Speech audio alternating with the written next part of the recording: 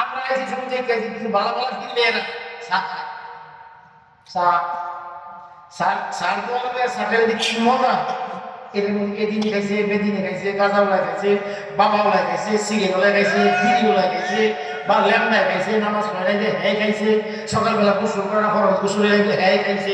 অর্থাৎ খাওয়ার কোনো বাদ দেয় না। একটা সার দোকানের কাপ বলতে 5 টাকা সুমায়, এই সুমার লেগে 5 টাকা দিব, একটা কাপ দিব 3-4টা সুমা দেবাইতে, এটা ব্যক্তির খায়।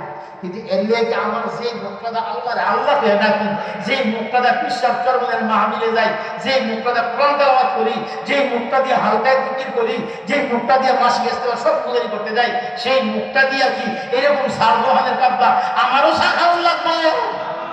আমি না বাকি বাঁধছি, আমি সবুজ বাকি লাগাইছি, তাহলে আমি শাখাবো কেমনে? আমার মুক্তাকে ব্যতিক্রম ওর সঙ্গে তুলায় না।